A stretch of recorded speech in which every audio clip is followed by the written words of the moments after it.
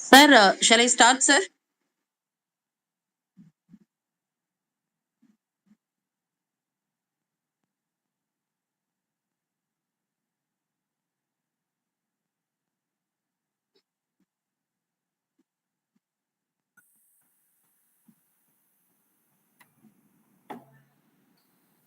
Yeah. Are you able to hear me, sir? I can hear you. Yeah, thank you. Good evening to one and all present here. I welcome Mr. Anil, sir, and Mr. Manoj, sir, for this session. I'm very happy to give introduction about the presentation, about the session today, and also about the speakers. First, let me introduce about the talk today. Knowledge of industry domain constitutes the subject matter of the software in that domain. While a banking professional will find it easy to use and understand the core banking IT applications, a commoner would struggle as he may not have the requisite knowledge of banking. So, KDD is an emerging project delivery methodology, first became known in the mid 2018 via a book with the same name published by Cambridge University Press. And in June 2021, another book titled An Introduction to Business Domains for Software Engineers was released, which further strengthened KDD. More than 50 institutions have footprints on KDD as it allows to seed industry domain knowledge that assist to appreciate how digital technology is transforming industry. In this webinar, the common structure representing domain, expertise, enterprise, and project knowledge will be explained with examples. Further, how domain knowledge moves to enterprise knowledge and how project knowledge evolves from the enterprise knowledge will be demonstrated with suitable examples. Project knowledge driving software development will also be touched upon. At the end, the usage and how KDD is visualized across industry and academia will be highlighted. Now about the speakers. First, let me introduce Mr. Manoj Kumar Lal. He is from Bihar, and Manoj Kumar Lal graduated in mechanical engineering from BIT Sindri, and he did his ME in aerospace from IISc Bangalore in 1997. He joined TCS immediately after IISc and has been there for more than 24 years now. A specialist in insurance domain, he has performed almost all the roles in software development. He is the author He's also written a book titled Knowledge Driven Development, Bridging Waterfall and Agile Methodologies, published jointly by IISc and Cambridge University Press in June 2018. He's currently focusing on the domain knowledge portion of the KDD and is in advanced stages of writing his second book on domain knowledge. He claims to evolve a generic knowledge domain structure that can be used to learn multiple domains, and as such it gels well with the curriculum of software engineering. This idea is already adopted by one of the prestigious colleges in Bangalore. Welcome, sir. Now, Mr. About something, a few informations about Mr. Anil Kant Choudhary, sir. After a successful career of 30 plus years in information technology, Mr. Anil Kant Choudhary now aiming to give back to the professional community. He is intended to share his experience and extend help to individuals and organizations in their journey. He aims to contribute like a catalyst to help nurture their potential and thereby help in enabling growth. During the last 15 plus years, he has been engaging with the business leaders and senior executives, helping them succeed in their business strategies and IT initiatives. Mr. Anil Kant Choudhary has also had the opportunity to share his experience, expertise with other through talks with focused groups, through his maiden book, Good Decision, Bad Decision, through one-on-one and a small group sessions with leaders, through panel discussions on management and leadership, through being in jury for assessing innovative ideas, and through advising the couple of startups in taking their product and services to a wider audience. We are very happy to welcome you both for the session, sir. The session is now yours. Thanks a lot, Dr. Akila. Really happy I can speak on behalf of both Manoj and myself. Really happy to interact with this group and looking forward to the session. As you rightly said, the session we are talking about is in terms of how we can use the industry knowledge or enterprise, the industry knowledge, changes into enterprise knowledge and how we can use that. So over the next about 35 to 40 minutes, I will share some detail in a presentation format, and then we will have a short demo, which Manoj will take care of that. And with that, we will conclude the session part from our end. But obviously, we will have a round for question answer. So towards the end, we can pick up and try to clarify a few answers. So with that, let me get started. And once again, good evening to all of you, wherever you are. The knowledge, as we all know, right, for any work, knowledge is very important. And like rightly Dr. Akila said, that if you talk about a banker who's spending time in a bank, whole career is in serving to the customer for a respective bank. The person will know about it, right? Why that bank is functioning in a particular way, why that business is working in a particular way, what are the imperatives of that particular bank, right? So it is very easy for that particular person. Similarly, if you look at a doctor, for example, doctor will know whole process of how the treatment is done, how the medication is done, what are the different values which needs to be looked at, the whole arrangement around the admission, release, everything which is related with the healthcare, right? So they are very familiar with because they live it, right?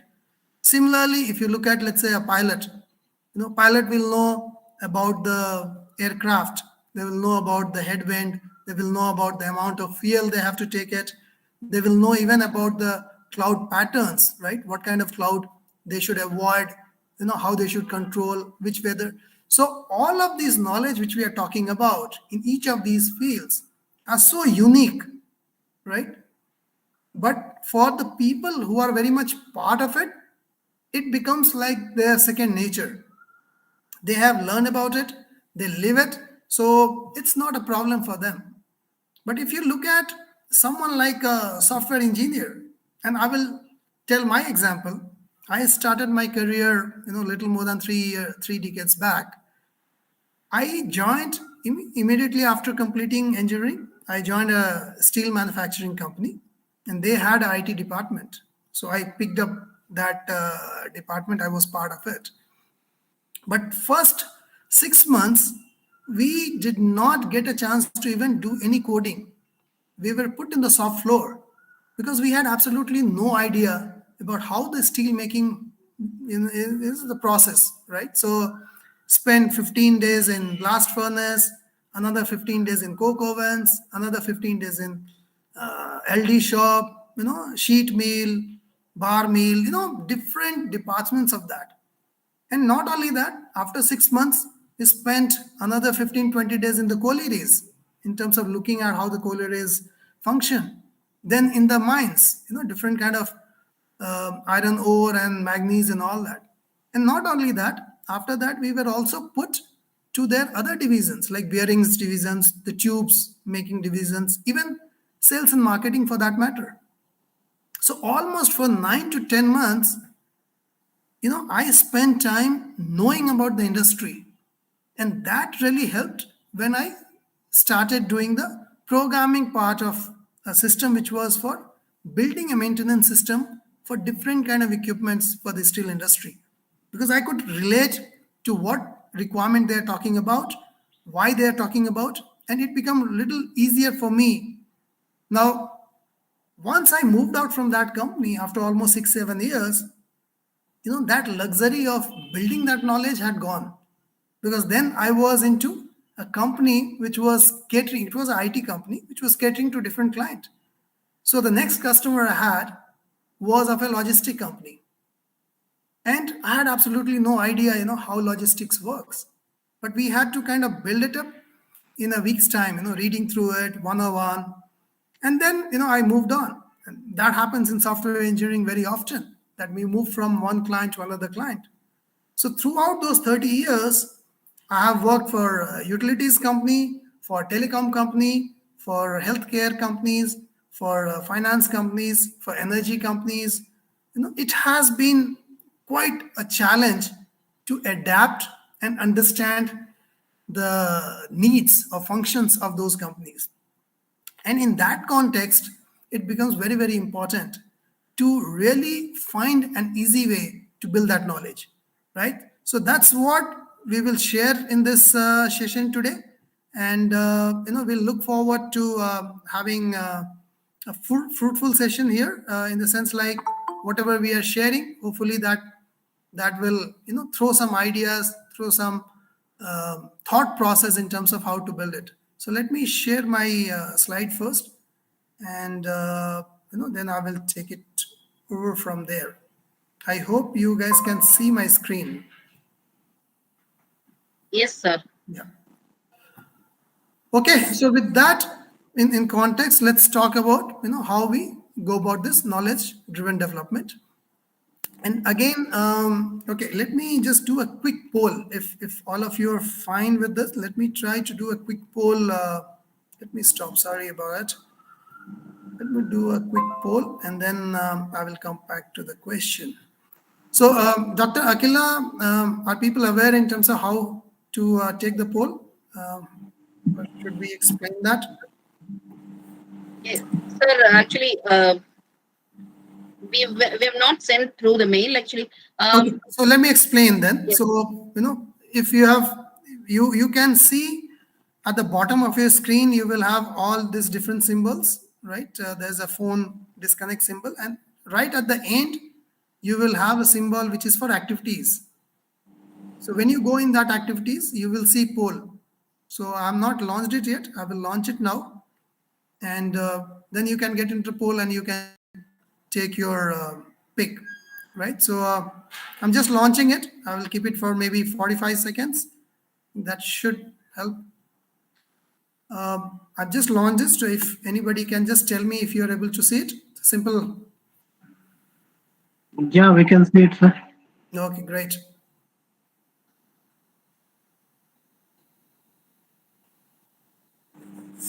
Hello, your screen is not visible. Where do I get?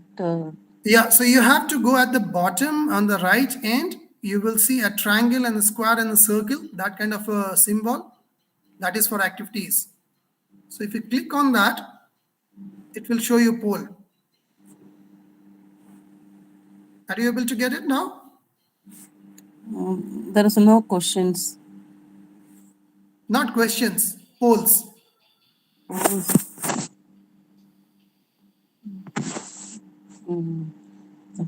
Yes, I got, sir. Which one is the relative more important factor for an organization?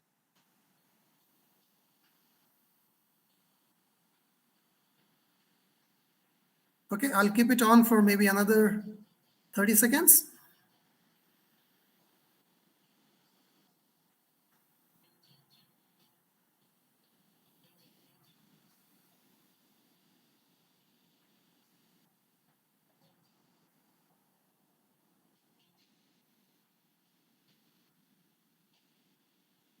Okay, fine. So I will end the poll and let's see, what the result shows. So, okay, so I see 13 people have responded, out of which 11 have voted for clear understanding of the business requirement. So the question was, of the below four, which one is relatively more important factor for an effective working software? And out of 13 response, 11 have chosen a clear understanding of business requirement, right? Um, Now let's talk in context of that, and let's see how it actually aligns with the topic which we are talking about.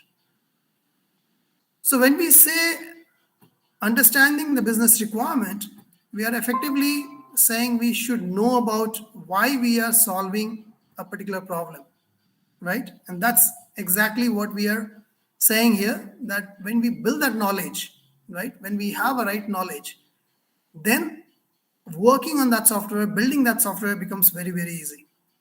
So let's take example. If we look at other than technology upgrades, if you look at other aspect, then for example, let's say if you have to build a bot for a banking portal, we need to know how the banking account opening, closing, processing, that knowledge we need to have.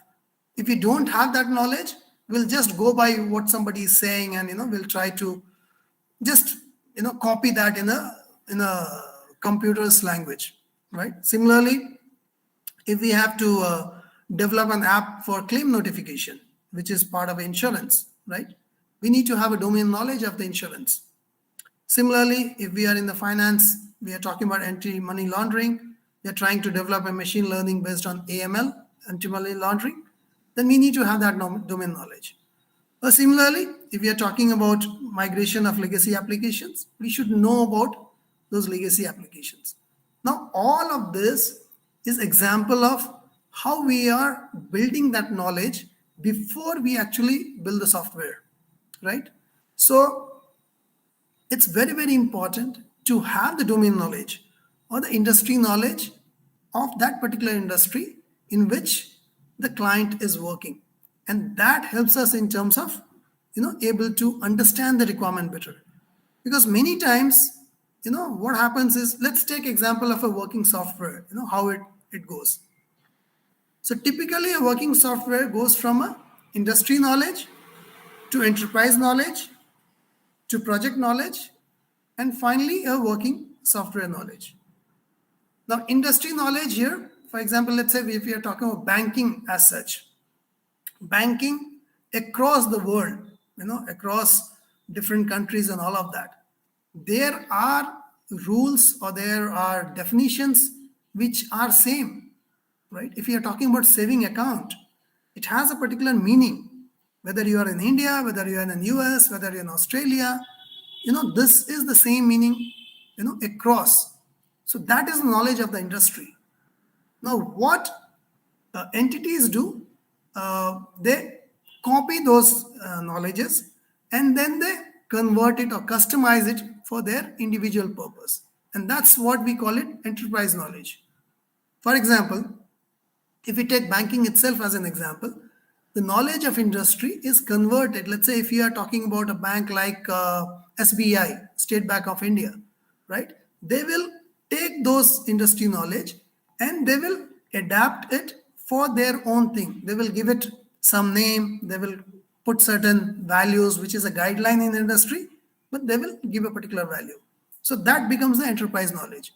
And most often, when we talk about industry knowledge, we actually talk more about enterprise knowledge, because that's something which we are catering to.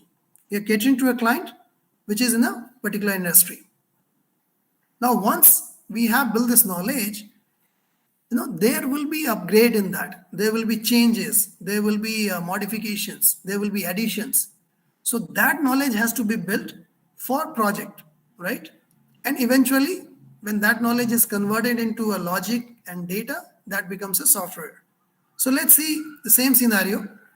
So for example, in the retail banking, saving account is an interest-bearing account. Now, this is industry knowledge. Now, where you're in India, you're in Australia, where you're in Canada, where you're in England, everywhere when somebody says saving account, it is seen as an interest-bearing account. How much interest? Industry knowledge doesn't say that. That comes when it becomes an enterprise knowledge. So like I said, if you're talking about banking, SBI for example, then they're adapting it. So they might have decided that they will give saving account an interest rate of 3% per annum. So this becomes enterprise knowledge because bank has adopted it and aligned it with their thing. Now let's assume that bank decides that, yeah, this is good, but let's identify and do something different for the senior citizens. So they decide to give a special rate for senior citizens. And they decide they will give a 0.25% higher interest for senior citizen, right? So this becomes a project knowledge. Now you are building that enterprise knowledge and you are creating a new offering for senior citizen. And for that, you are creating a project. So as a software professionals, what we do, we convert this project knowledge into logic and data, right? We build the modules, we update the tables, and we also test it, right? Both the positive and negative conditions. And that's the working software. Once the software is ready, this knowledge is again pushed back to the enterprise knowledge.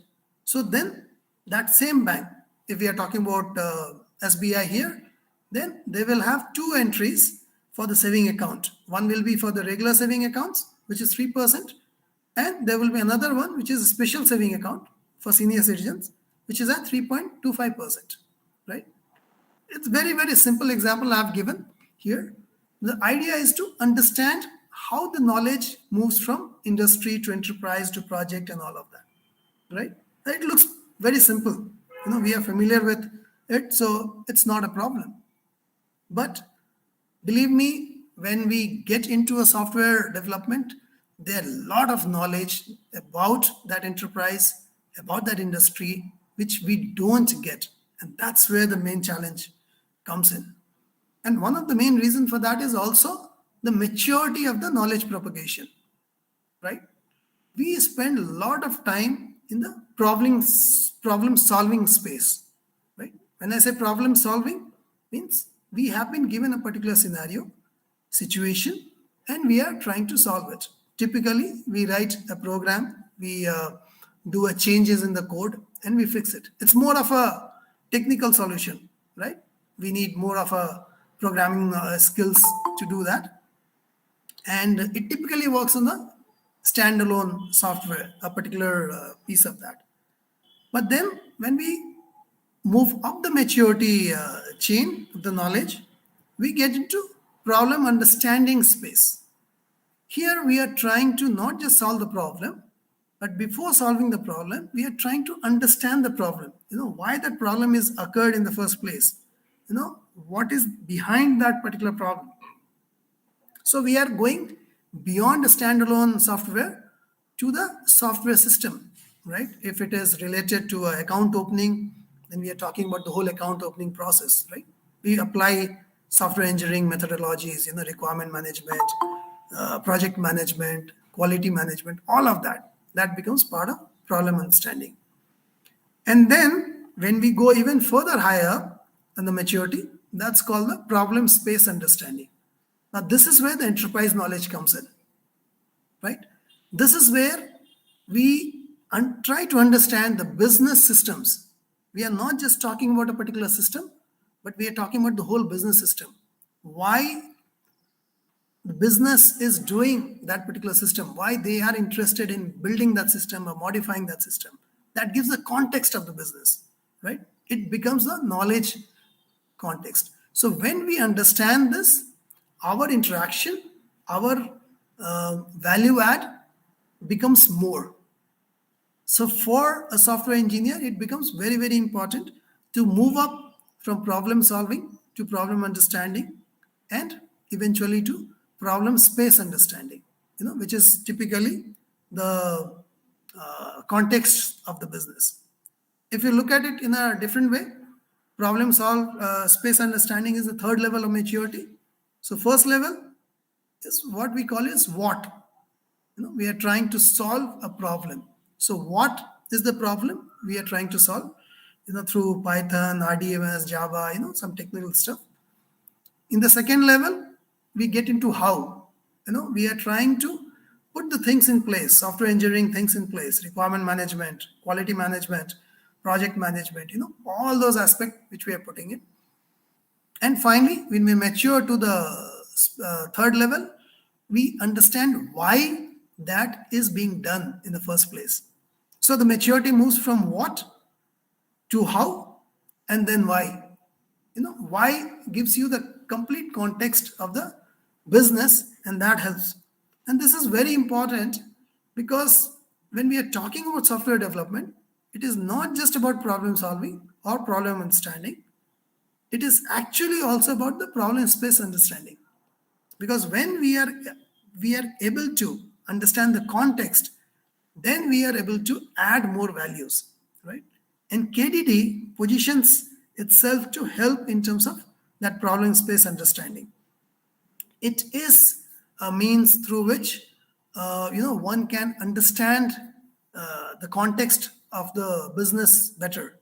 And as we understand better, obviously we can do a little more better in terms of value add and all that. That's the value which we are bringing. Let me do one more poll here. Just give me a minute. Let me launch that.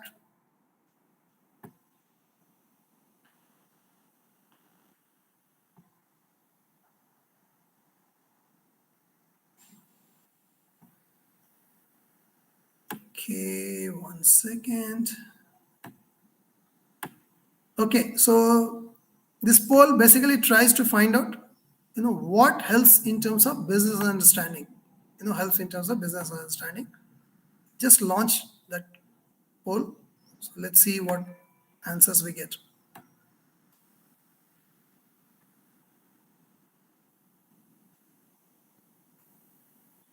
I hope all can see this.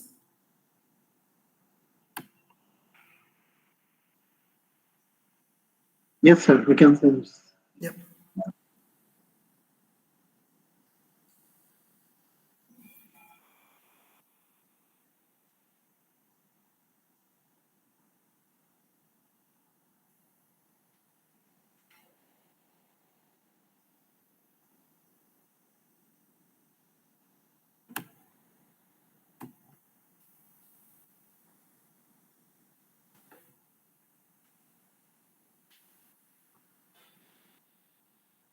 Okay, I'll wait for maybe another 30 seconds.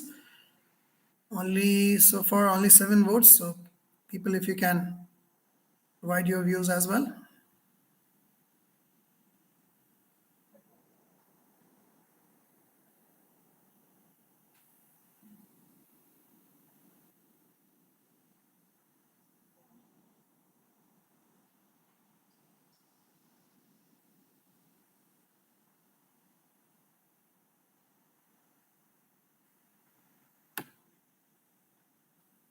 Okay, I'll close the poll now. So let me see what the results shows. So the 11 people only voted. and out of which 8 have voted for functional and 3 for managerial. The question was, of the below 4, which skill helps in understanding the business requirement better? And I can tell you, while we can build the knowledge in different ways, when we are talking about building, understanding the requirement better, is the functional knowledge, which is what helps in terms of, building that knowledge, right? So let me just go to my next slide, which is in terms of the key skills which is needed for software development. So if you look at for software development, we talk about 4 primary skills. One is technical, and if you look at in terms of the sources, it is done in academia and also when we are part of the industry. And there's a different level of focus on that, right? So if you look at the depth, of course, industry puts a lot of focus in imparting that knowledge. So it is very, very high. The depth is very, very deep in that sense. Academia also puts a lot of attention to that. And then, other is the functional. Unfortunately, if you look at in terms of academia, our own assessment is that we are still not spending much time in terms of building that knowledge, specific knowledge about industries. To the extent that we are doing for technical, the focus is not that much. Industry also has it, but it is low because there are only certain people who are business analysts, or when you are certain senior positions, a lot of effort is put in terms of building that knowledge for that particular industry. But if you talk about across, that's still low. Managerial, again, there's a good depth when it is industry because people are trained into that. They are given opportunities to manage a project, lead the project, and all of that. Academia also, the importance is given, but they don't get that much opportunity. And procedural is in terms of how to use certain things in a particular way. For example, if you're talking about the processes involved in terms of quality management, the configuration management, the project management, all of that, definitely industry puts a lot of emphasis on that compared to academia. Academia also puts software engineering and all of that as part of the curriculum, but compared to it, industry is putting a lot more pressure, a lot more focus on that.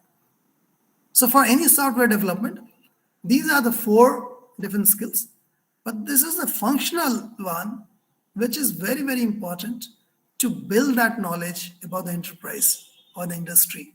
And unfortunately today, if I have to rate it from my perspective, I think technical, the people who are part of the software industries, I'm talking about, the initial 5 years, 10 years kind of, lot, they're very, very good in technology. Absolutely no two questions about it, right? They are really doing very well.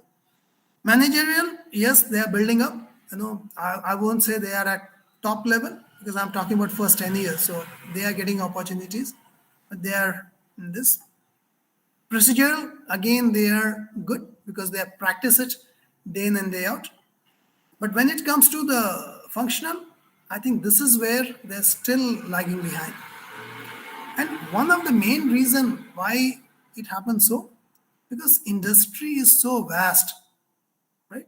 When we are talking about a banker spending whole career inside the bank, it's much easier for them.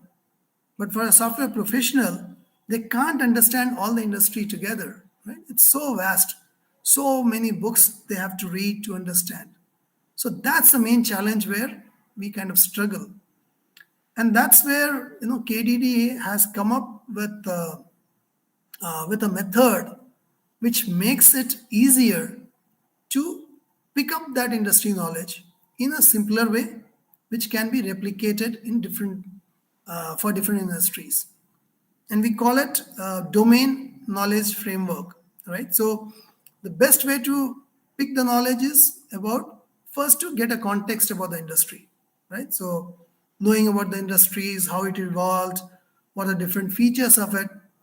Features, when I say, it is some of the terminologies or some of the tenets of that. For example, If we are again talking about finance, for example, if you talk about talk about SOX, right, SOX compliance, or Basel III, right, or anti-money laundering, those are certain features in the finance thing. So, that gives a context.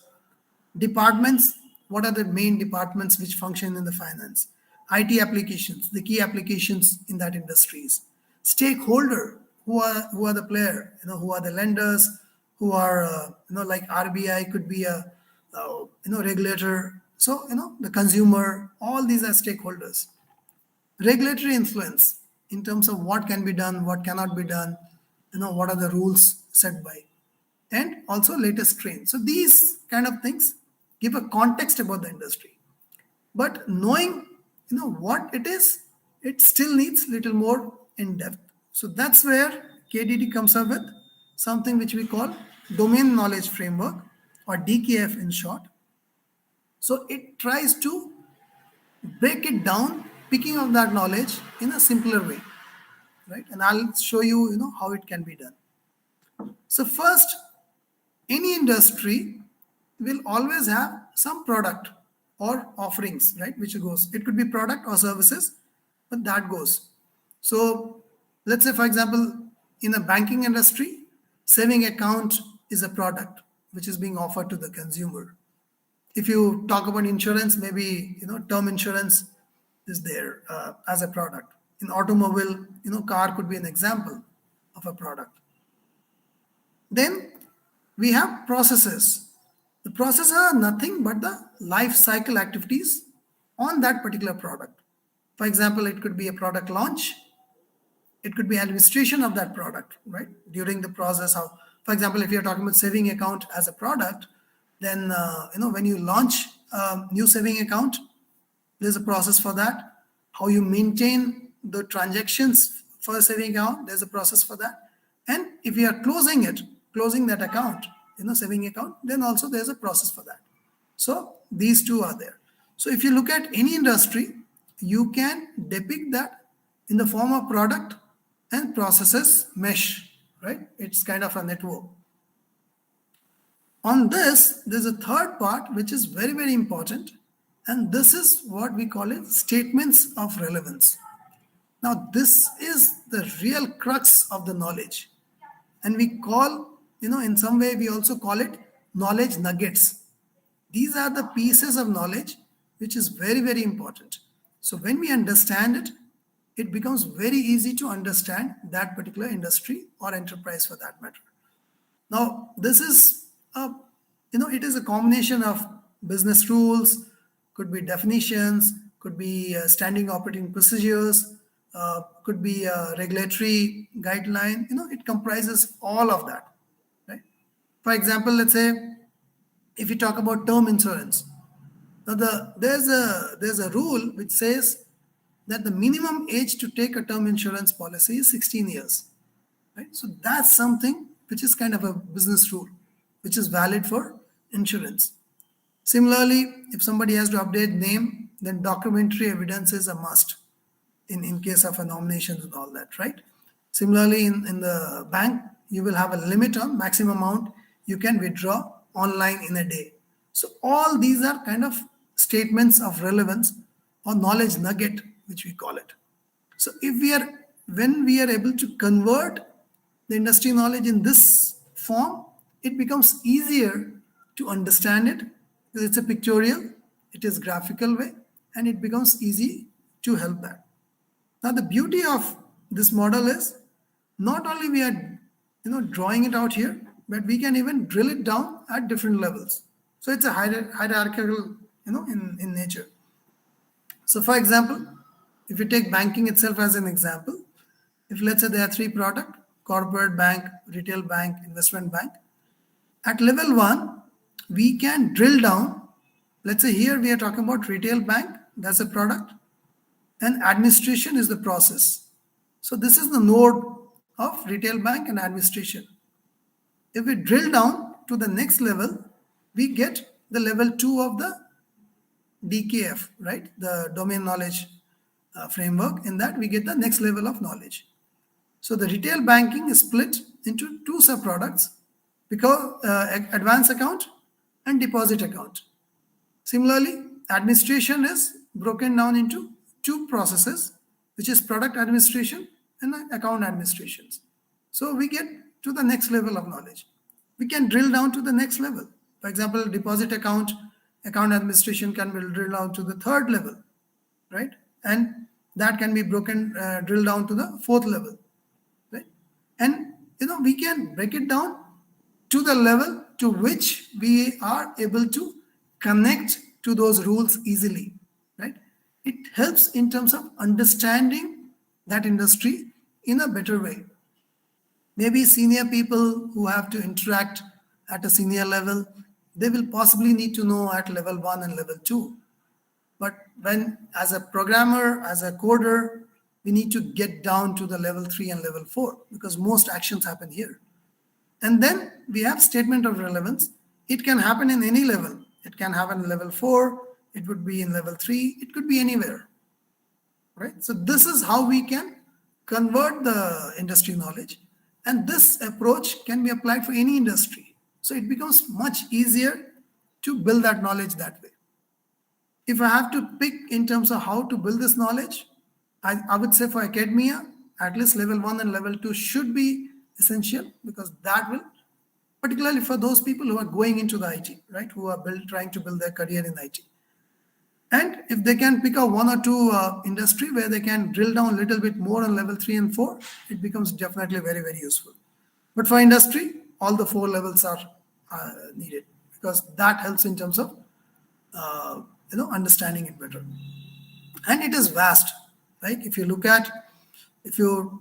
try to look at these nodes, the data points, like here we have, for retail banking, we are saying 1, 2, and 3, because there are 3 processes. For retail banking, there are 3 data points, what we are saying here at level 1. But this is broken to the next level where we have 4 data points. So 3 into 4, we are talking about 12 data points. Level 3, again, it's a matrix of 3 into 4, which is 12. So it becomes 144 data points. And at level 4, it becomes 2,304 data points.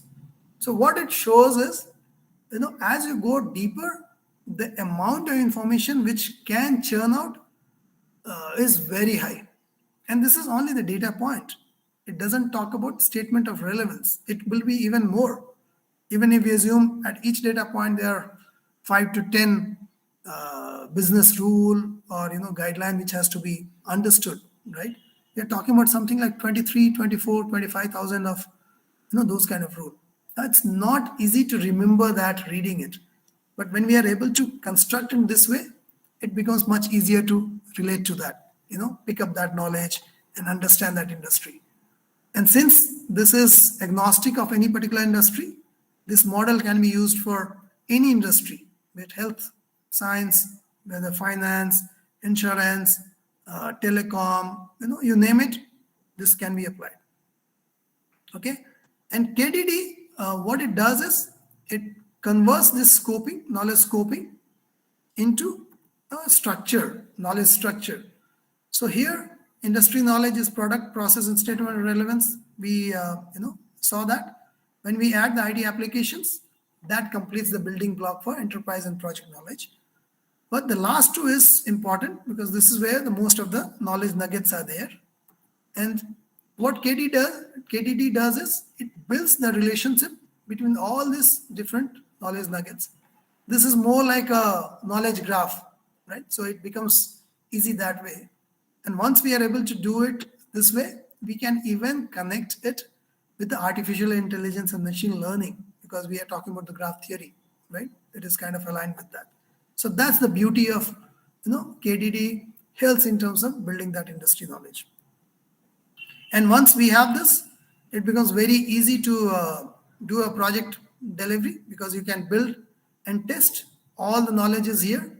All you have to do is just build the knowledge and test it. And also from a project management, it becomes very easy, because you can handle all the risk management, quality management, all that aspect. Okay, so that's all from my end. I thought I've tried to cover, but definitely if there's any questions, I'll take it up. I'll hand it over to Manoj. Over to you, Manoj. Thank you very much, sir. So, uh, this whole idea came into the world in 2018 via this book called Knowledge Driven Development, the same name, KDD. It was published jointly by ISC Press and Cambridge University Press. It is currently in wide circulation. Around 80 libraries of top universities have got this book. And when we looked at it in details, we thought it is a little bit more than just project delivery methodology. And then today, after 4 years, we are positioning this entire idea as a knowledge management idea, having two components to it. One is the domain knowledge framework that Anil sir has described, which is primarily giving us a common structure using which we can understand multiple domains, like what we have seen in the presentation. And the second portion of this KDD, which is a knowledge management framework, is reusing the industry knowledge area in software development, the whole industry knowledge in software development. So that we call it as AKM, Atomic Knowledge Model. Atomic Knowledge Model. So both of them have been nicely put in together in my second book, which is Introduction to Business Domains for Software Engineers, where I've explained the idea, what Anil sir has just described, and used it in understanding banking, insurance, and automobile through three separate chapters. Also, we expanded it from industry knowledge to organization knowledge, and from organization knowledge to project knowledge.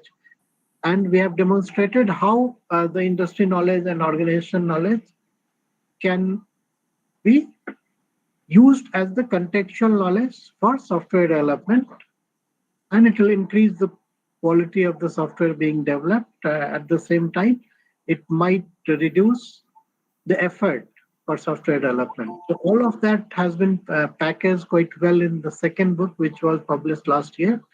This is currently in Amazon Kindle.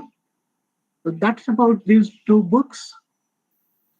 Now I will. So I'll give you control. You can. Yes, sir. The demo. Yep. So what we'll do now is over the next 15 to 20 minutes, we will try to visualize insurance domain. We'll try to visualize insurance domain following the KDD model that we have just understood. So let me know when you're able to see the demo. Yeah, Manoj, you can go ahead. See it. Okay, good. So we go to insurance. This is trying to understand insurance domains. Obviously, the domain is so vast, we cannot understand it in the next 10, 20 minutes. But through glimpses, we will try to visualize a situation that if KDD would have been used, how it could have helped in gaining the insurance knowledge as well as using it for. So as it was explained earlier in the session, that to gain an contextual understanding of the industry, we need to touch upon the 8 topics before we try to go to understanding the structured knowledge of the industry. So they were in this context. The topics are what is insurance, evaluation of insurance, characteristics of insurance, departments of insurance, IT applications of insurance, stakeholders of insurance company, regulatory influence in insurance, and latest trends in insurance. So this will give us contextual knowledge based on which we can understand the structured insurance knowledge, which will be in the format of DKF, domain knowledge framework, something that we have learned just now. So let's spend a few minutes on to this diagram and understand some of these topics. So what is insurance? Insurance is to cover the financial loss that we may incur from two counts. One is on the life side, other is from the business side. So if some accident happens, it is on the life side. If critical illness or death happens, it is on the life side. If let's say burglary happens on a property, it is on the business side. If the office has been under fire, this is a loss, financial loss to the business side. So there are two types of risk we have. One is on the life side, other is on the business side, where we might incur financial losses. So the cause of those losses are either death or illness or sickness in the life side, and property damage and theft on the business side. Now, to cover the financial loss occurring from these events, we need insurance. Because if we don't have the insurance, the entire risk, when the entire loss has to be borne by the person involved. If we have the insurance, the financial loss is minimized because the insurance company gives us back a good portion of the loss occurred. And for that, what happens? We need to give them a smaller amount at regular intervals. So every year we may need to give them some money, the insurance company. And if the loss happens, the insurance company gives us back a significant amount of money, not the money that we have been giving them in the regular interval. So this is the entire rationale for insurance. We pay them a smaller amount, and if the risk occurs, only then the insurance company gives us a bulk amount that will be easy for us to recoup the financial loss. It is only about financial loss that the insurance company can recoup. The other losses like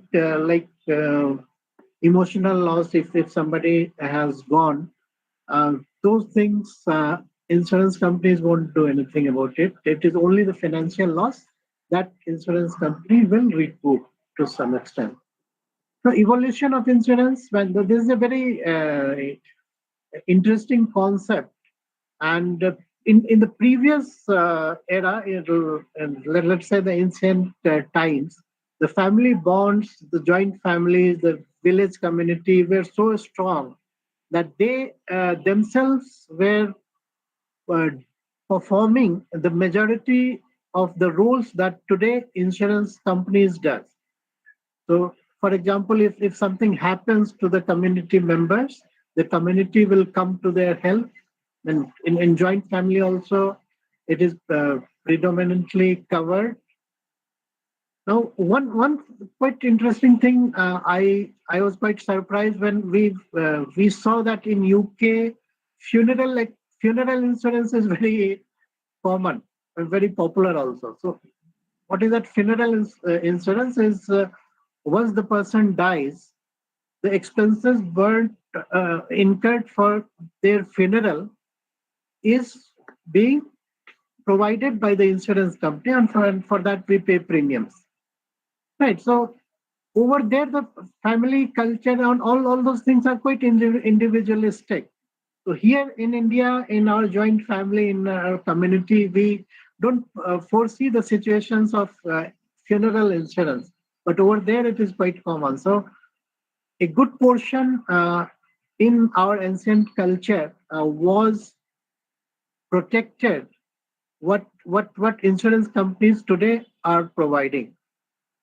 And marine is another good example where insurance evolved. So in olden period, ships used to go, and it pirates were there. They used to loot the materials and sometimes damage the ship also.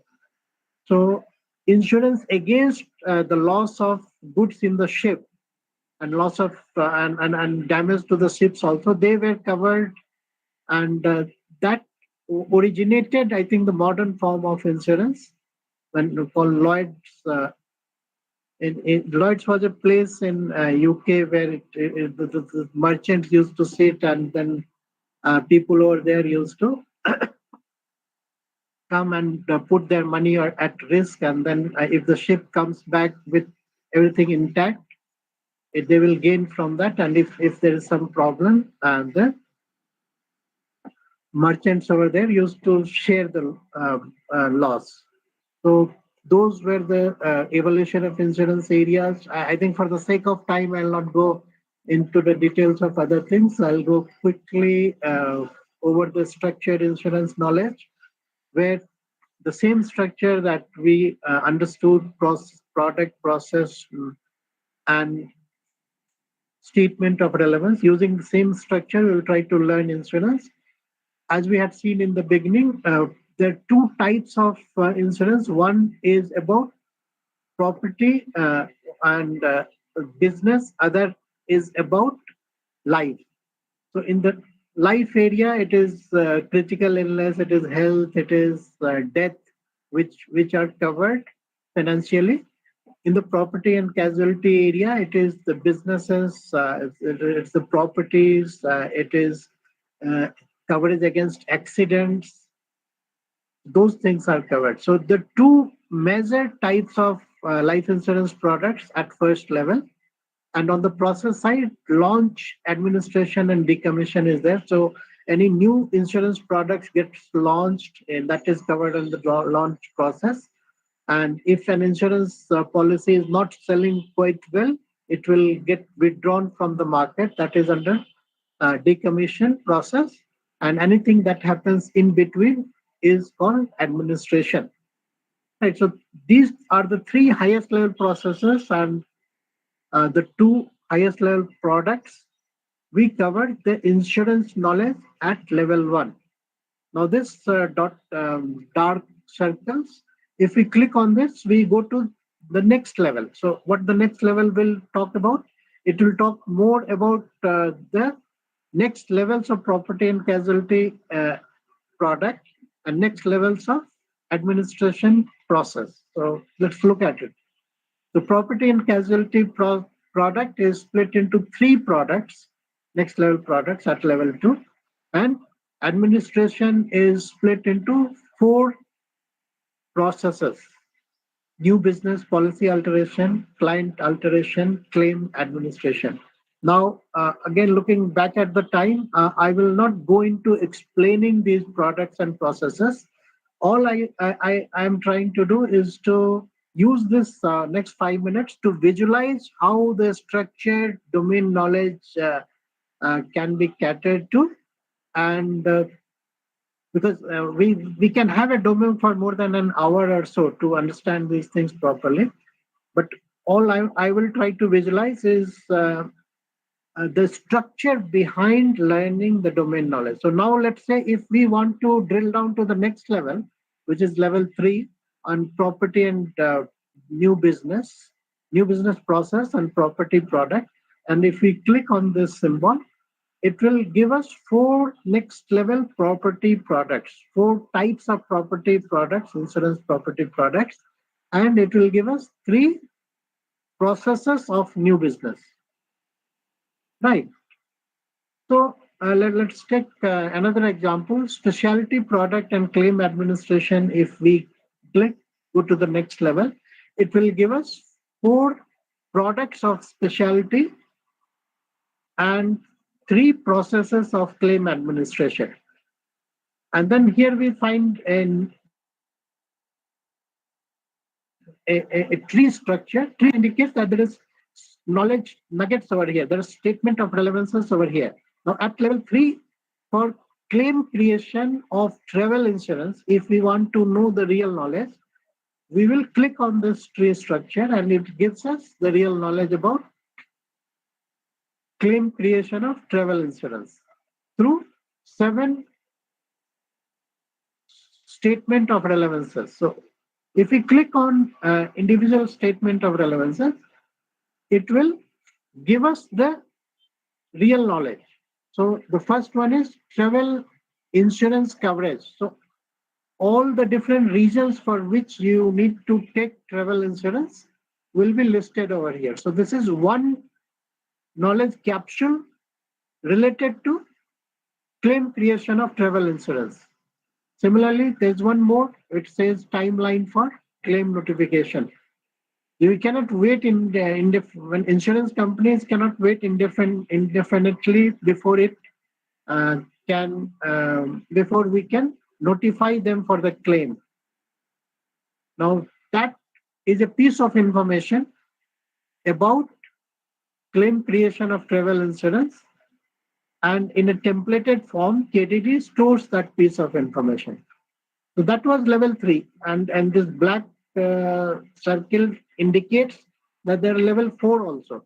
So the travel insurance goes to the next level, which is family travel plan, individual travel plan, and student travel plan.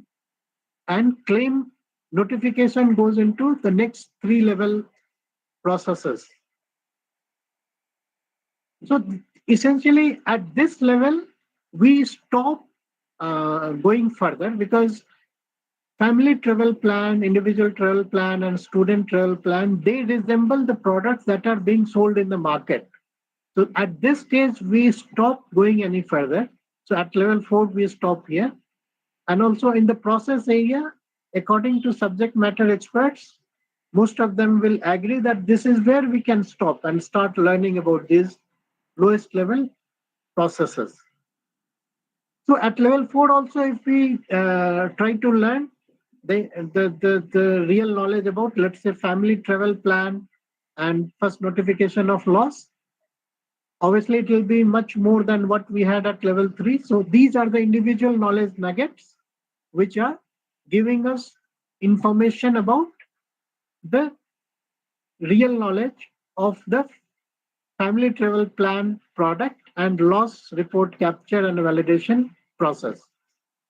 Now, these knowledge nuggets have been adapted or customized from the level 4 knowledge nuggets, statements of relevance. So that is why we are saying that if one UPD is there, so that knowledge nugget from level 3 is updated to there's no notation, so it is taken as is on as is basis. So this timeline for claim notification, there's nothing more that level 4 can add. So it has just copied it from level 3.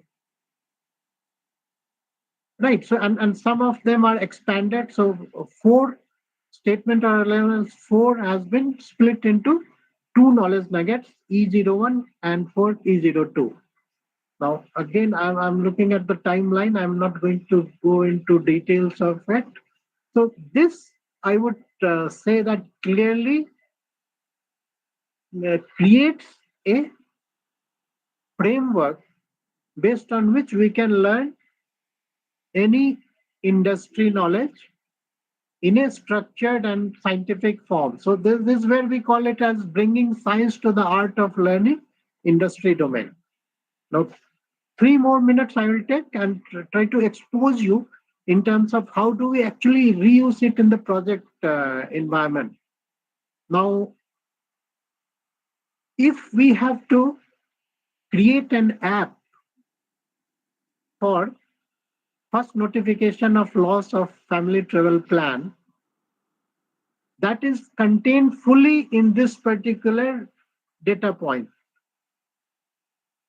So if we click on this, we will go to this software development side of it, which is trying to create an app for claim notification So typical situation can be you're stuck in airport, you don't have full ISD calling facility, you want to do proper, you have an app, using that app you can notify the claim to your insurance company. So app creation is something that we try to do through this particular AKM part of the KDD. And the structure changes. In DKF, you had seen the typical structure. In AKM, you can see this structure, which is the knowledge graph structure, and it has got two portions. One is IT side, other is business side. IT knowledge nuggets and business knowledge nuggets, which are SORs. And there is a way of doing the entire SDLC. I'll not go through that, but I will give you the glimpse of it. The first thing it does is it reuses the existing enterprise industry knowledge, tries to customize it to fit into the enterprise, and then it takes a cut of the enterprise knowledge for relevant for the project development, and it reformats it into the AKM model format, and then it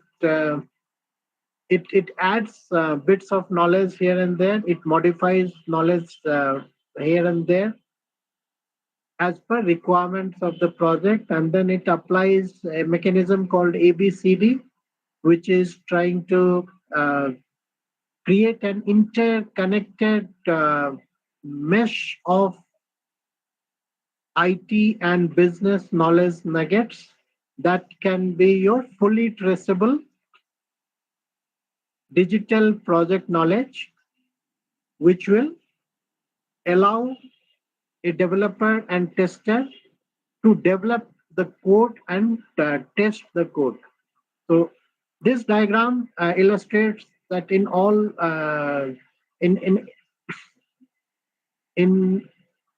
this is extremely quantified, traceable digital project knowledge, where if you see the lower portion, developers will build it, and in the upper portion, all the tagged circles is where the testers will test it. The remaining circles are traced back to the tagged circle, so that indicates the testing. If you have tested, for example, SR18, you have already tested SR19 and SR17 as well. So this provides us a digital project knowledge which makes the task of developer and tester almost clerical to do their job in the complex world of software engineering.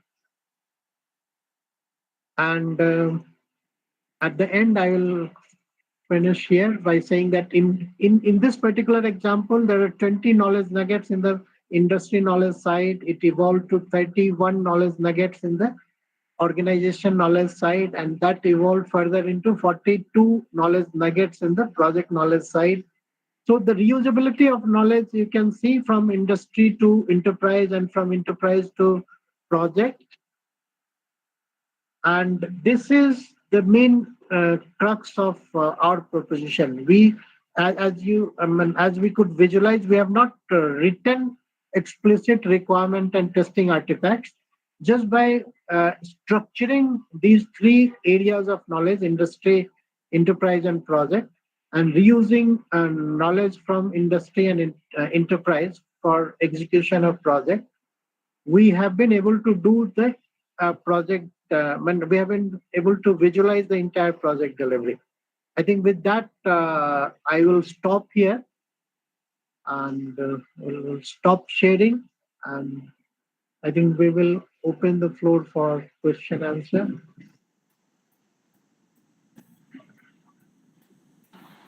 Thank you, sir. Thank you, Manoj, sir. Thank you, Anil, sir. We have some list of questions. Let me first ask a question that is being asked in the Q&A. Am I audible, sir? Yeah, a little bit challenging. You are 1 breaking minute, in sir. between. 1 minute.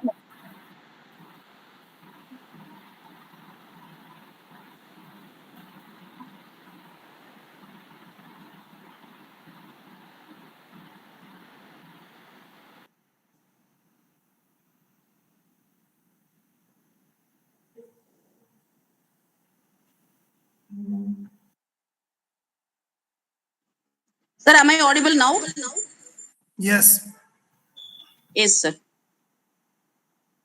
The first question, it is from the Q&A. It has been asked during the session. Mr. Nandakumar has asked. First question, how the knowledge transfer takes place from domain specialist to software engineers? Excellent, Manoj. Maybe you can cover that because you are living it day in and day out. So maybe you can cover that.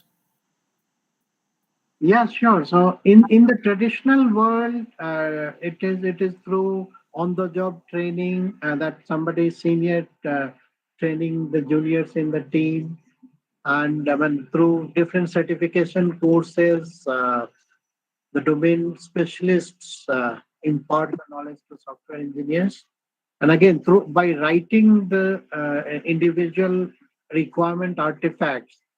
And I mean, you're indicating domain specialists as business analysts, and they get the document prepared. They do walkthrough sessions in which they explain it to software engineers that what is it which is there in the documents. So these are the traditional ways in which domain specialists transfer the knowledge to software engineers. Thank you, sir. Yeah, if I can just add to that. So, Yeah. what we are now trying to suggest is that because that's a traditional way, and it is quite tedious in the sense like somebody has to really read through it, leaves to interpretations. So when we are putting that knowledge in a pictorial format, in a DKF format, right, it becomes much easier, right, for any software engineer to access that and understand in the same way. So it becomes much easier. At the same time, multiple industries can be understood in the same way at different levels. Somebody can look at level 1, somebody can get it at level 4. So it's the same kind of knowledge which is repository, which is kept in the repository, irrespective of the business analyst shares it or client shares it, anybody can pick that up. Right, sir. Thanks. Thank you, sir. Next question. What is the time scale to be allotted for this within any given project? For the knowledge transfer, what is the time scale? I think he has mentioned, like it is a continuation of the previous question. What is the time scale to be allotted for this within any given project? Yeah, so let me take a crack at that. See, first of all, it's very difficult to answer it because when we are talking about knowledge transfer, what knowledge we are talking about, it matters a lot, and how that knowledge is today available in the repository, that also kind of matters.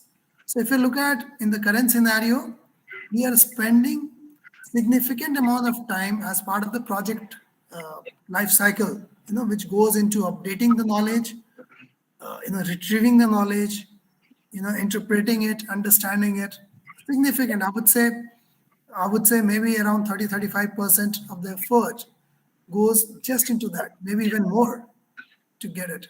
So, but again, it kind of varies. If we are talking about the knowledge simply at a level 4, it's much easier. But we are trying to build a knowledge of the problem space understanding. If we go up the maturity level, you go to the higher one, then it has to be done in a more structured way outside of the project. That knowledge has to be built up. So there has to be a separate process to build that. Yeah, you're right, sir. You're right, sir. So again, adding on to it, if as a software engineer, we would know what we have to do, and for that, if we take one unit in the complex environment of knowledge management in which the software is being developed, it might be 10 units, it might be 100 units, it might be 300 units. Nobody will even know that how much time it will take, because something that I'm struggling, for example, for next 2 days, someone sitting next to me would have been knowing about it, but then I didn't ask him, so he didn't tell me. Right, so I spent 2 days and then I asked him. So that is why we see now the agile environment is there. where we prefer people going to others and asking for help. Now, this is a very complex knowledge management environment where it is difficult to predict that how much time it will take for everybody to be on the same page in terms of required knowledge to develop the software. Thank you, sir. Thank you, both of you. Is it possible to codify knowledge of all domains using this framework? Yeah, this is our main proposition, and it is possible. And when in the book, I have given 3 chapters for 3 domains, and in within ourselves also we have tried for a couple of other domains, and we saw it working.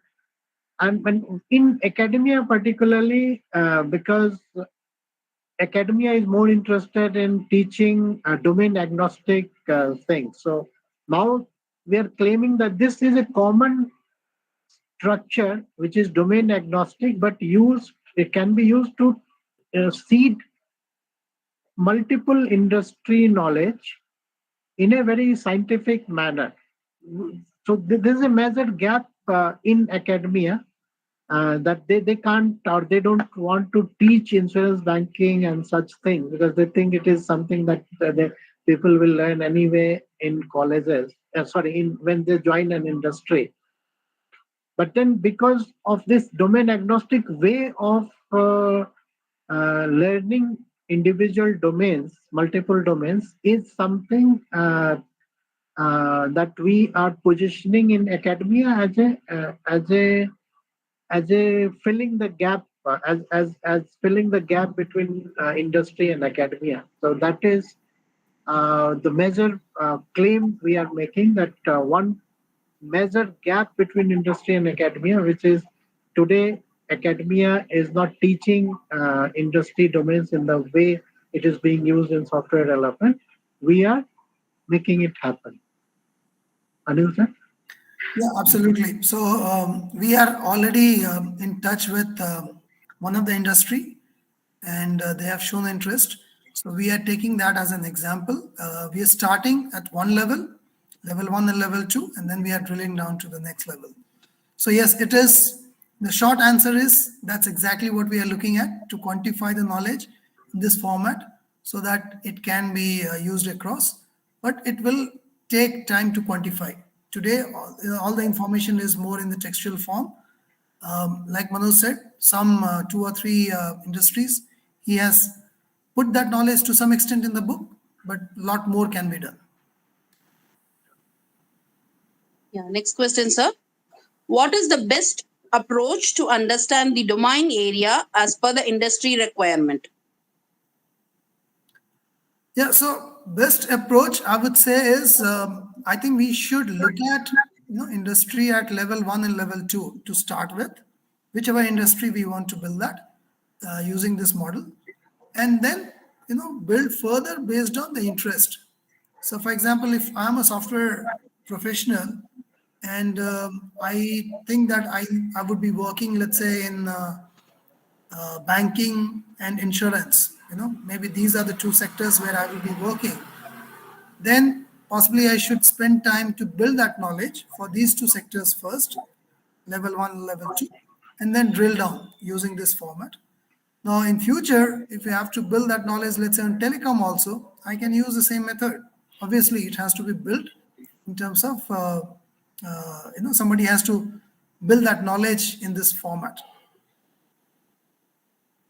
True. Yep.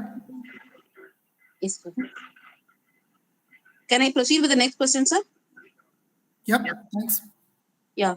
How to implement this methodology in the ongoing project? That is, at which stage of SDLC do we need to start this methodology? Maybe Manoj, you can take it up. More of a AKM.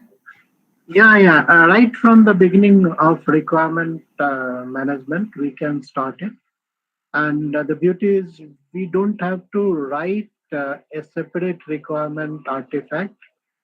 All the knowledge that we have in the enterprise, which has come from the industry, majority of them is going to be reused for the project that we have in hand. I mean, that demo was more or less illustrative for that, but we didn't get enough time to do that demo.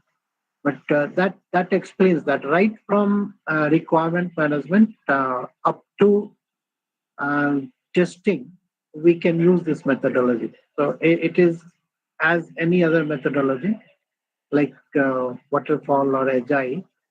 KDD also can be used for end-to-end software development.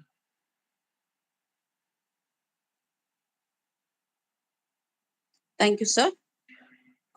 Next question. Is there any tool to test the industry understanding or any certification?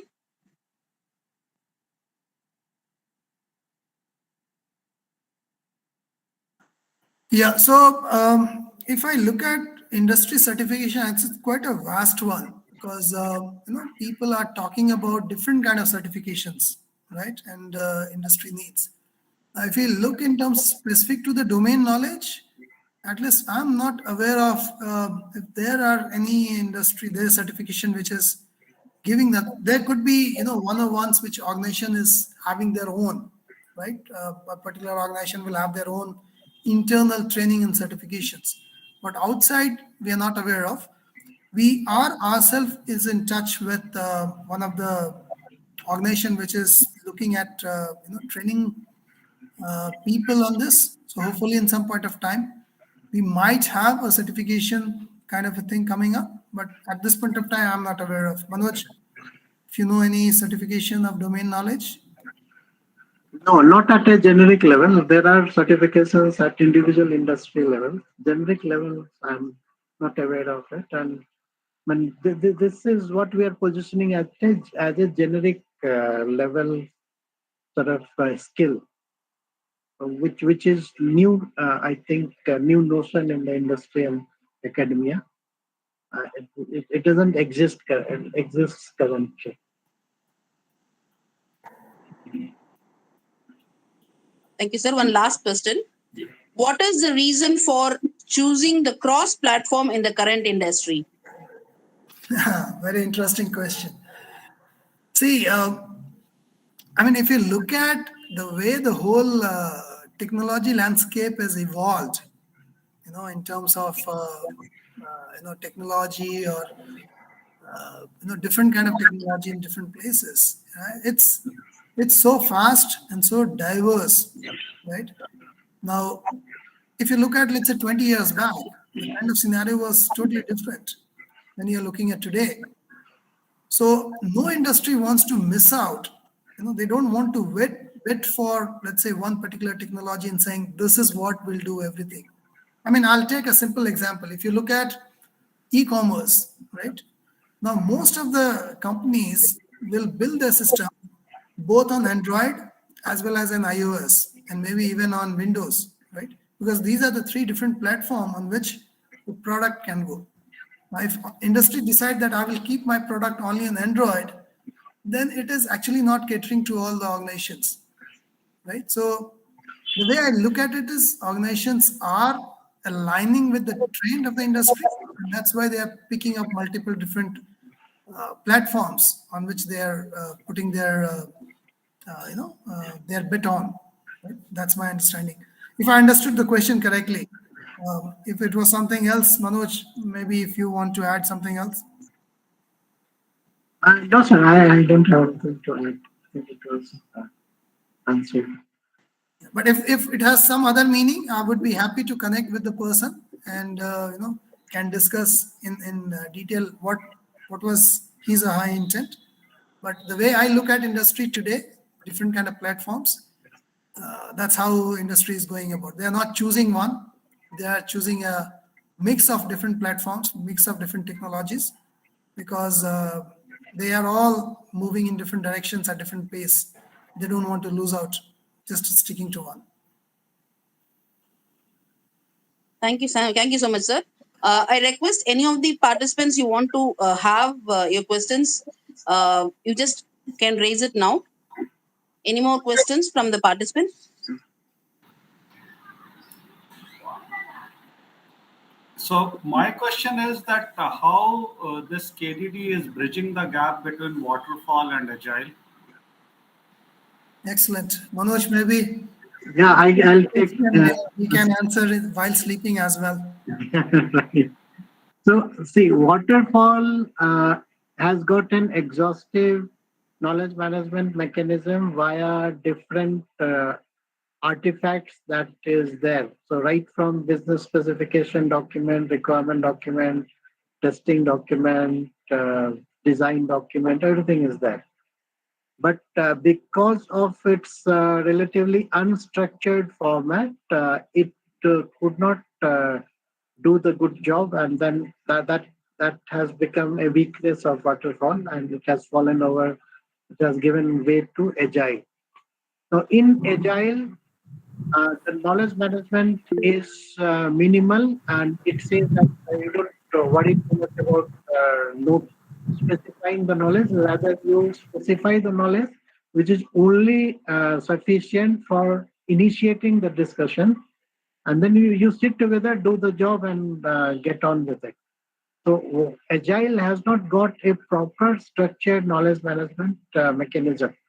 What KDD does is it adopts the sort of execution approach of agile, and it is based on the exhaustive knowledge management principles of waterfall, but at the same time it puts in a structure to the knowledge which was there unstructured in waterfall. So putting a structure to the knowledge has made its management, knowledge management, which is extraction, it's specifying, and all related things, much easier than what was available in waterfall. So that is where it is bridging the gap between waterfall and agile.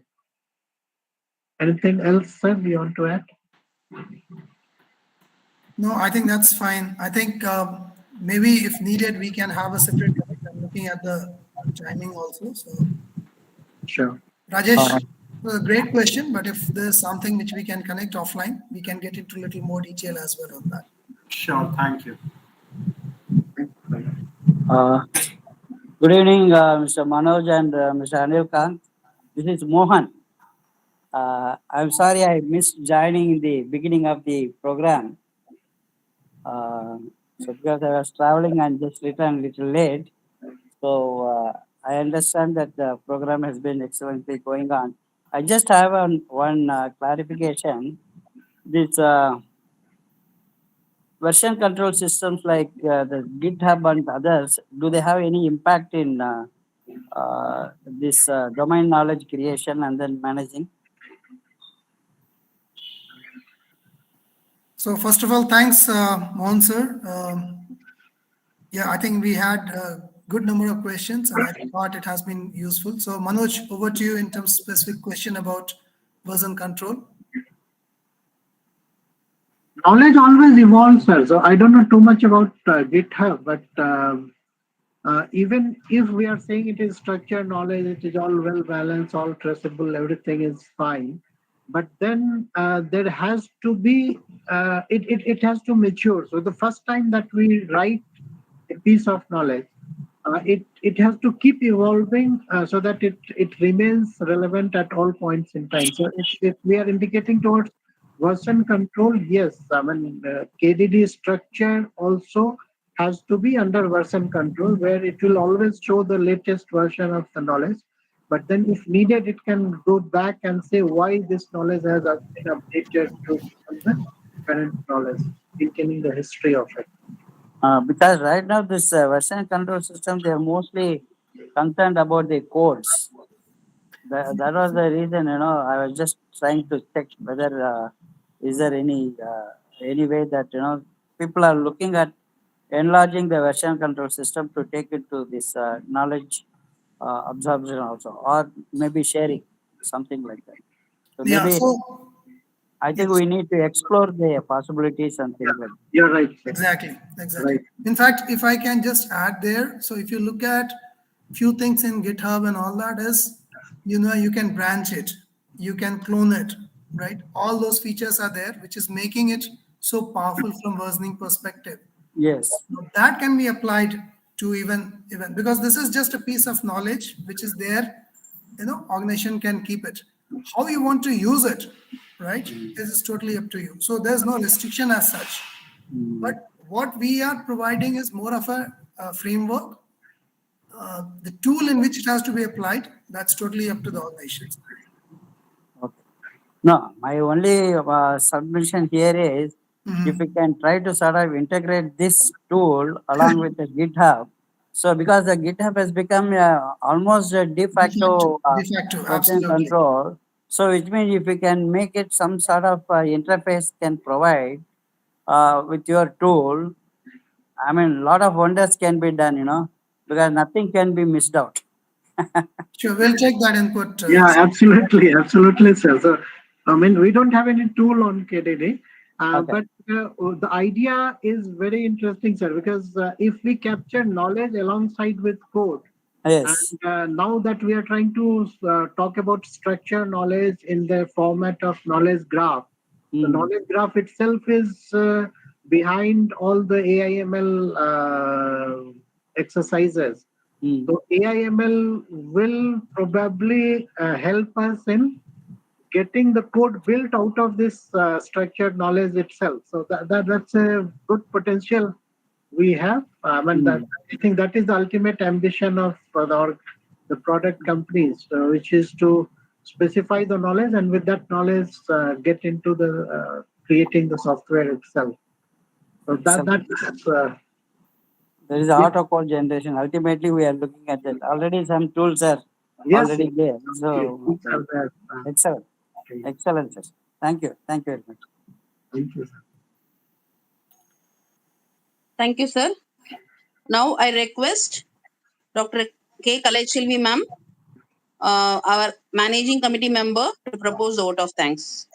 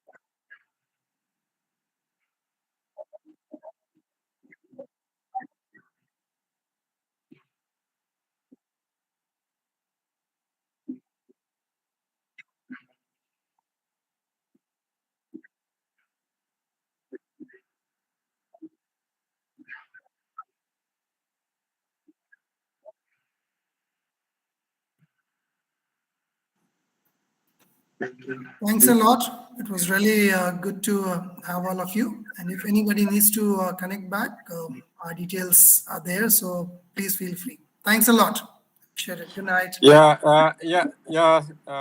So this is Vibhuti. Manoj Lal's friend. So actually, I am joined from Dubai, and I missed this 6 o'clock time. I got email that 27th 6 o'clock time. So I thought it is local time. It didn't strike that it is India time. So I joined 6 o'clock means my time means 7:30 over there. So I missed this session completely. But I'll see that in recording on YouTube. So Otherwise you can send your email ID so that we can send the video recording. I'll pass it to Lal Sahab. Yeah. Yes, sir. And thanks, Anil sir. Nice to see you. Yeah. Thank you. I heard from Manoj about you. Yeah. Thank you. From Lal Sahab. Yeah. Thank you. Thanks all. Have a great night. Bye-bye. Thank you. Okay. Bye. Thank you, Manoj and AKC. Thank you, sir. Thank you. Thank you all.